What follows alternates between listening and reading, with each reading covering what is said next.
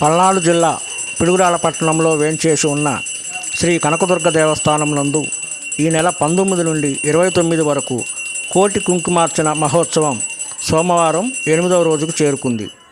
శ్రీ దుర్గా భవానీ పారాయణ సంఘం, శ్రీ కనకదుర్గ సేవా సంఘం మరియు ఇతర మహిళా భక్తులు పెద్ద ఎత్తున విచ్చేసి ఈ కుంకుమార్చన కార్యక్రమంలో పాల్గొన్నారు. దేవస్థానం 11వ వార్షికోత్సవంలో భాగంగా ఈ కుంకుమార్చన 11 రోజుల పాటు నిర్వహిస్తున్నారు. ప్రతిరోజు ఉదయం 9 గంటల నుండి 12 గంటల వరకు ఈ కుంకుమార్చన ఉంటుందని దేవస్థానం కమిటీ సభ్యులు తెలిపారు.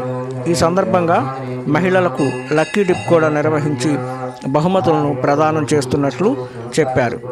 దేవస్థాన ప్రధాన అర్చకులు రావూరి పూర్ణానంద శాస్త్రి పర్యవేక్షణలో ఈ కార్యక్రమాలు జరుగుతున్నాయి.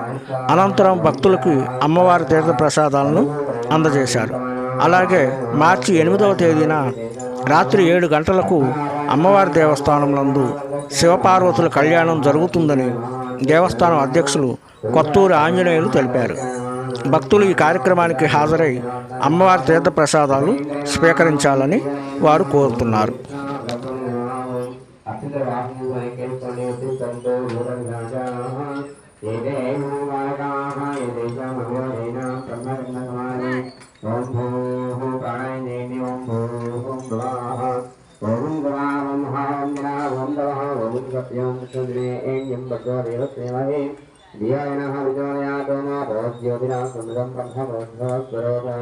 అందరూ కూడా పూజలు కొన్ని మహానుకోండి యజమాను